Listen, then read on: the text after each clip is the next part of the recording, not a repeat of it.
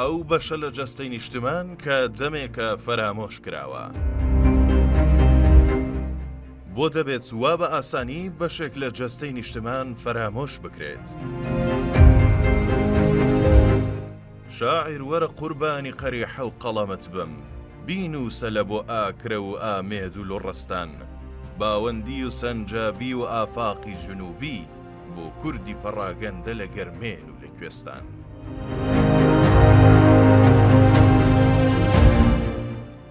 با لەوە گەڕێن کە زۆربەی دێرۆک نووسانی ئیسلامی باس لەوە دەکەن لۆڕ بەشێکە لە نەتەوەی کورد و تا سەدەی 11ی زاینی کۆی مێژوونووسان هەر بەناوی کوردەوە ئاماژەیان بە لۆڕ و کورد کردووە.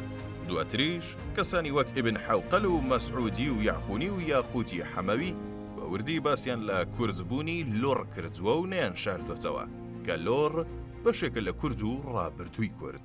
با لەوەش گەڕین کە یەکەم دەسەڵاتی کوردی واتە میرنشێنی حەسنەوی لە سەدەی دەیەمی زاینی لە کرماشان و لۆڕستاندا بەزرا و ماڵە میرانی حەسنەویە بە ڕاشکاوانە باسییان لە کوردبوونی خۆیان کردووە. ئەمە جگە لەوەی مێژوونووسی ناوداری کورد شەرەفخانی بەدلیسی لە سەدەی 16ی زاینی ڕاشکاوانە لۆڕ وەک یەکێک لە گەورەترین هۆزەکانی کورد ناو دەبات و کەمترین نکۆڵی لە کوردبوونی لۆڕ و کوردستانی بوونی ناوچەی لۆڕەکان ناکات. ئەمین زەکی بەگی مێژوونووسیش لە سەرەتای سەدەی 20ەمەوە سەردانی لۆڕستان دەکات و لەم بارەوە دەنووسێت.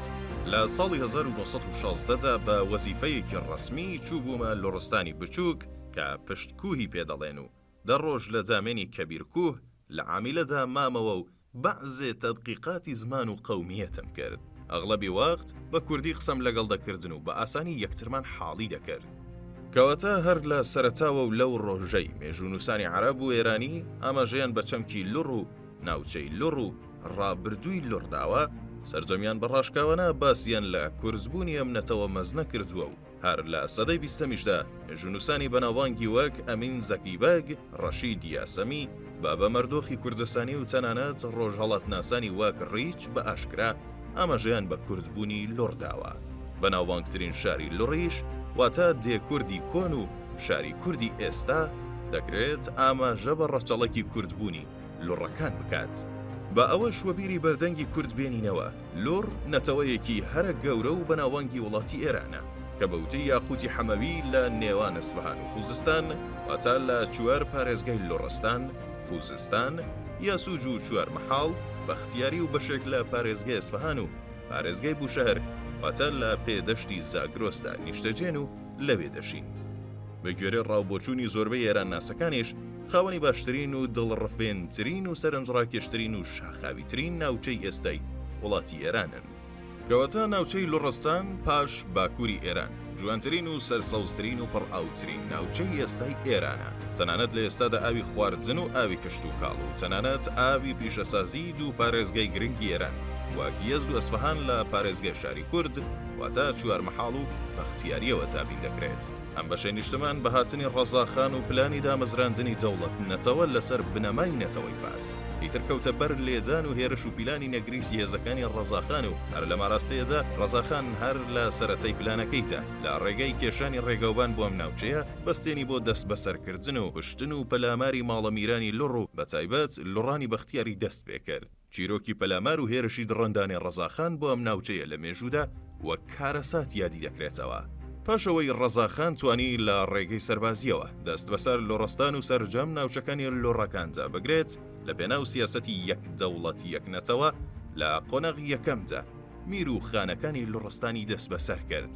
هەروەک نمونە باس لەوە دەکرێت عەقید ئەمیر ئەحمەدی ناسراو بە قەسابی لۆڕستان پاش ئەوە بۆ 11 خانی لۆڕستان سوێندی خوارد پەیمانی ئاشتەواییان لەگەڵ دەبەستێت و ئیتر واز لە شەڕ دێنێت. بەڵام هەر لەسەر سفرەی نانی نیوەڕۆ و پاش سوێند خواردنەکە بە فەرمانی ڕەزاخان هەر هەموویانی گول لە باران کرد. لە قۆناغی دووەمیشدا دەست بە گواستنەوەی بەشێکی زۆر لە لۆڕانی بەختیاری بۆ ئەسفەهان و چاران کرا بۆ ئەوەی لە زمان و کولتوری خۆیان دوور بکەونەوە کە تا ڕادەیەک دوور کەوتنەوە و لە قۆناغی کۆتاییشدا گەرمیان و کوێستانی لێ قەدەغەکردن و بە زۆر ناچاریکردن واز لە چەک و دەسەڵاتی خۆجێی بێن و لە ناوچە جیاجیاکاندا نیشتەجێ بکرێن. دوای ئەوە ئیتر پرۆژەی تواندنەوەی ناسنامەی لۆڕبوون و کوردبوونی لۆڕ دەستی پێکرد. زمانی فارسی کرا بە تاکە زمانی فەرمی و لە ڕێگەی بڵاوکردنەوەی هەزاران کتێب و فیلم و موزیکی فارسی بێ بەرامبەر بەستێن بۆ پەرەپێدانی زمانی فارسی و هەروەها بە فارسیکردنی زمانی لوڕی خۆشکرا. هاوکات جلوبەرگی لوڕی قەدەغە کرا و ڕابردووی لوڕیش پڕ کرا لە ساختەکاری.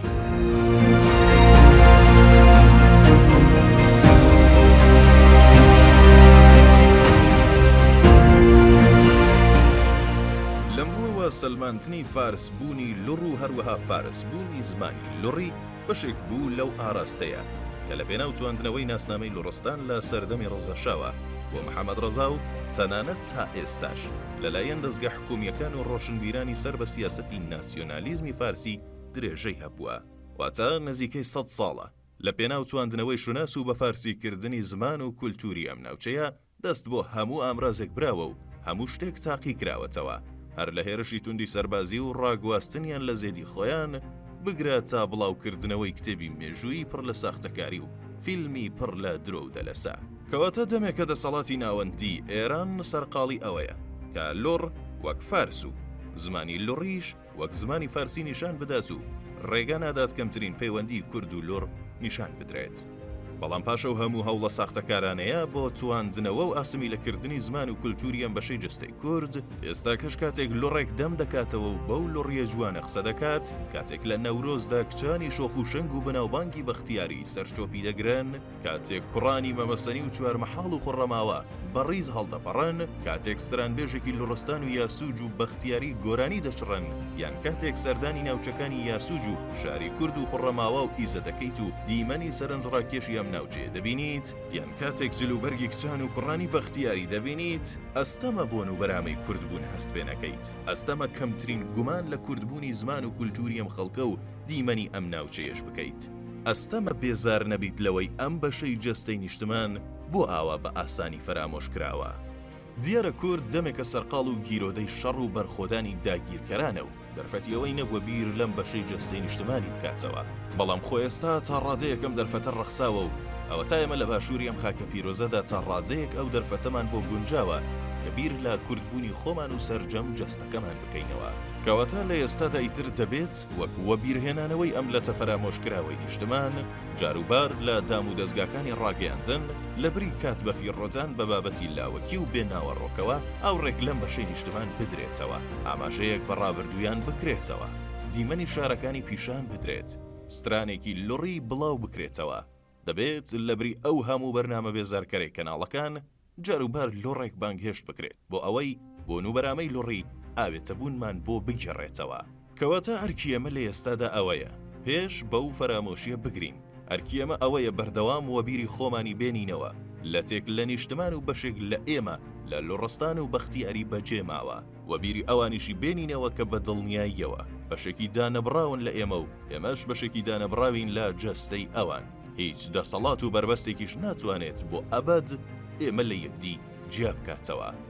کەواتە ئیتر کاتی ئەوە هاتووە بە وردی و بەڕژدی بیر لەو ئەرک و بەرپرسیارەتی مێژوویە بکرێتەوە و لەمڕۆوە یادکردنەوەی لوڕ و ئەو بەشەی جەستەی نیشتمان کە جەمێکە فەرامۆشکراوە بکرێتە بەشێک لە بەرپرسیارەتی هەمیشەیمان.